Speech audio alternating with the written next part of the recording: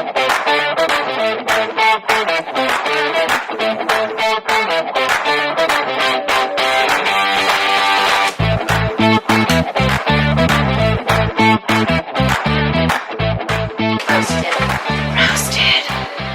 Fine. I'm Sara. I'm Randy's roommate. I'm Cass. I'm also Randy's roommate. I do whiskey drinking and marshmallow making and theater. I pet my cat and do some arts and crafts and work that into theater somehow. I went.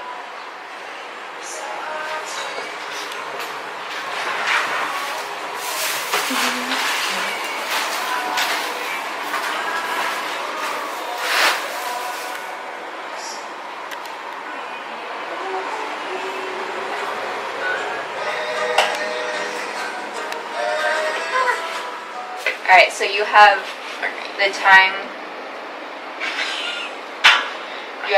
time it takes Cass to either quit or chug their drink to give us your life story. So I'm a person who was born in Jersey, and I do theater and things because I went to theater camp after my brother did, but I didn't like it because I thought theater was lame, and then I do theater now because I stage management, but also I like opera more. And I went to UArts. I need to stop the soda hurts my knees. I'm in the opera stage management union, and I also pet cats a lot, and I don't know, I'm trans, I guess that matters. Also I'm dating this one because That that's happened. a thing. Chug life story! Okay, well, I was born in Rhode Island and I grew up there, and then we moved to Connecticut when I was 8 so that my mom could be closer to her job at the Mohegan Cultural Department. Get fucked. Most people don't know. Is a native tribe that is federally recognized, and even though I look like a white bitch, I'm in fact a proud Mohegan native.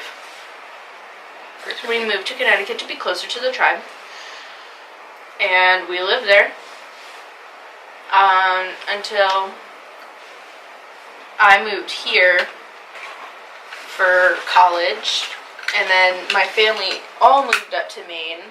My mom and my youngest sister were up there for a while though, already, because my sister was a medical marijuana refugee. And I came here for stage management, and I'm now a senior. Woo! And that's, yeah, we'll call that the end of my life story. A summary. Yes, this is all I wanted! Wait, I'm roasting it on your mark. Yo, it's gonna turn into ash! Too late. I only got one side. But you're about to graduate this week. I graduate Sara. on Thursday, which might be before or after this video, who knows. And then, that same day, I open at the high school I direct at, because somehow I started directing, even though I stage manage and, like, don't do directing. But, yeah, graduation, so I'm, like, almost done with the undergrad. Does that feel, like, weighty and heavy to you, or just, like, another order of operations to do the next thing? No, it has some weight, because I spent 4 years at a lovable hellhole called University Arts, because it teaches you how to be a really good artist, because it makes you, like, question everything. I did an internship a professor I had my first semester freshman year, then did a project at the university the next semester, and then they hired me for an internship, which rolled on from 1 show to 3 shows, and it ran 4 months. And by the end of that, I was working on a show that was in the scale of hundreds of thousands of dollars, and not just like $10. And then the company that they collaborated with hired me, and I ended up doing a grand opera the year later. So I was doing such big shows that, like, I was never, like, in the mindset of I'm in college doing college things. I don't feel like I ever got a chance to mess around and mess up a bunch. Mm-hmm. Because I had so few shows at school. On the other hand, I've taught at a high school for 3 years, which feels like a bigger accomplishment to me. And I've learned more from teaching high schoolers because they're a wild bunch of kids who make me question everything and teach me about the world. And closing on this feels like a fitting way to finish college off because I did spend 3 years with these kids in my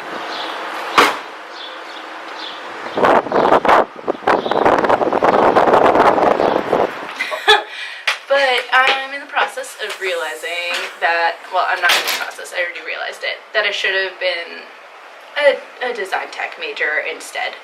So I'm finishing out my last year at UArts, mostly doing DT things. DT is in design tech. It's been a year of self-discovery and just solidifying more of what I want to do as a person. And that is costumes and props of the weird. I'm getting in at like 9 a.m. because we need to paint a set. When is the sound gear there? If there was something about American theater we could do better at. I think we need to do better at letting shows just kind of like be in the past and like just being more selective in what we put on and remount and ask like why some of those things need to happen, like Kiss Me Kate. Sure. But also like a lot of theaters are like talking the talk of like diversity and like, yes, this is like an open space and like we love diversity, but like need to do better at walking the walk and like not having like your token this person and token that person, and not seeking out diversity as like just to like say that we're diverse, but also just seeking shows and content and like ideas that actually support that, rather than just like trying to plug it in just to say that we did it. Yeah. Supporting schools, which we do, and I know Philadelphia and not greater area, and a lot of theater companies do a lot, but the thing I would like to see in Philadelphia specifically is a company that maybe I will start because of doing this stuff at the high school that specifically goes into schools that don't have these support structures, and builds them up and gives students a place to do shows.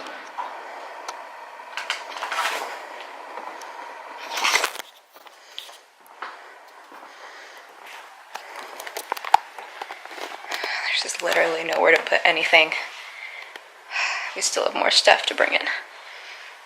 Like, I worked an event that was one of the only times that all of Stockhausen's final piece had been played in one sitting. And I saw theater people there, which was really great. But the people I saw were dramaturgs largely, and to not appreciate what people in a very similar performing arts field are doing, and also recognizing like atonality as a thing, and using that to our advantage and what that can do for storytelling. And there seems to be a disconnect from, in my experience, of theater people to the classical music world. And just some of those big picture thoughts and reasonings for exploring the people of our past and like why we look at people like Stockhausen and Glass and Reich. It's so heavy! Oh my god! My package is very light. He's only 10 pounds. It's your new home. Do y'all feel like you've hit a crisis point yet in your like life, life? Every day. Life. Every fucking day. I feel like I had a lot of crisis in discovering that I should have perhaps done like more design. From the start of my schooling in college came from the lack of artistic fulfillment that stage management usually like leaves me with figuring out how to solve that problem.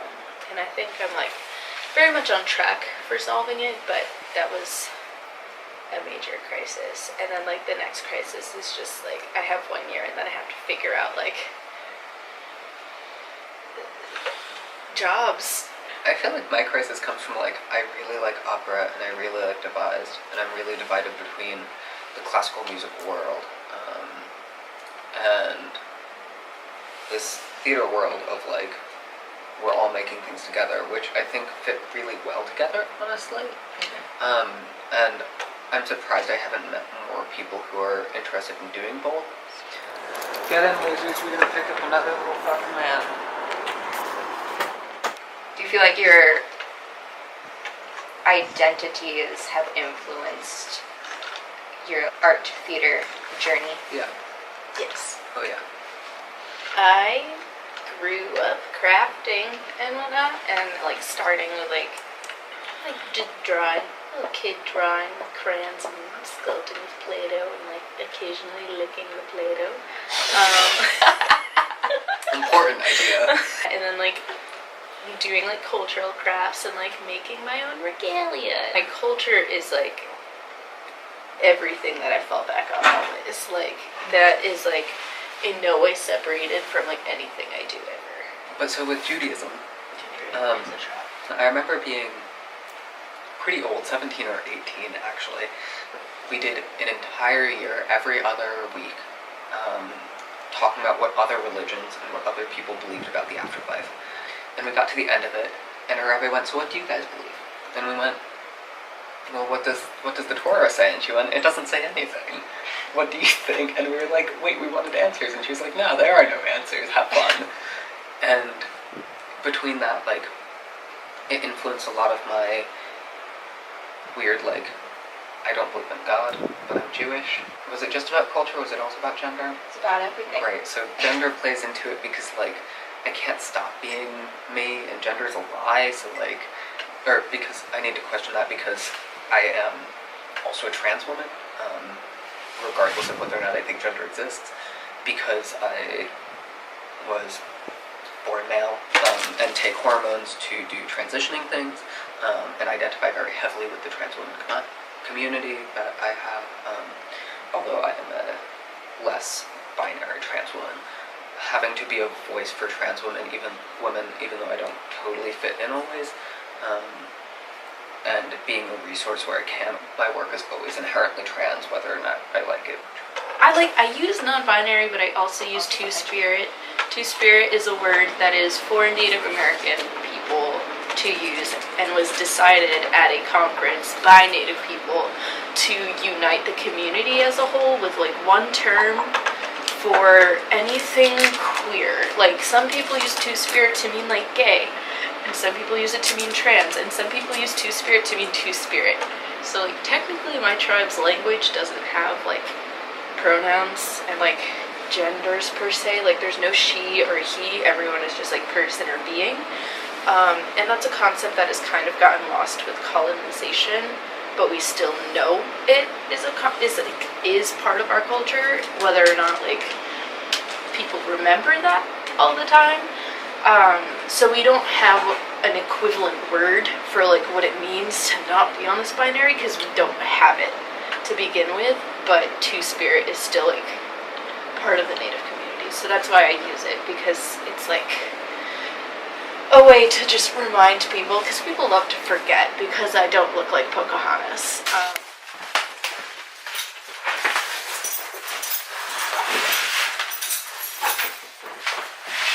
Oh, that's it.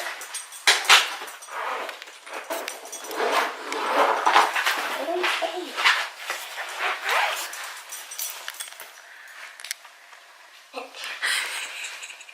What the actual fuck? What Is your favorite thing about what you do or who you exist as in the world now? I really appreciate helping invite a queer space to opera. I want to be a trans director to direct a Verdi opera because Verdi has a ton of castrati.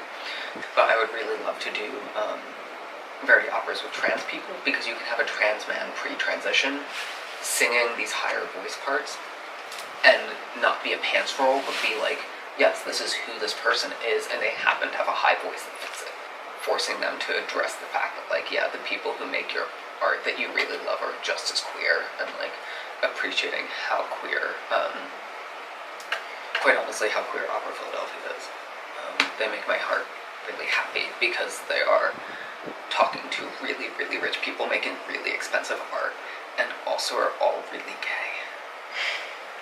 A lot of what I do just stems from decolonize yourself. That's my main thing in life. It's just decolonize yourself.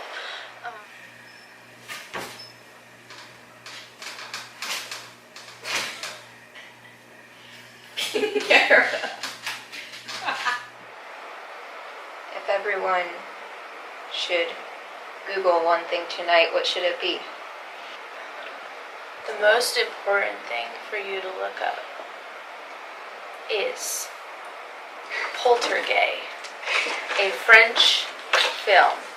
It made in 2006. There's, in the 70s, a little like club going on, and there's an accident, an explosion, because the bubble machine like shorted out, killing 5 whose bodies like weren't recovered.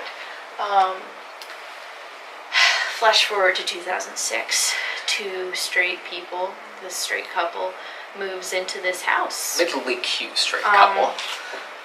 And the man is haunted by these 5 gay ghosts from the 70s. You can find it online for free, but it's also well worth purchasing on Amazon. That's my pitch. Poltergeist. And on that note,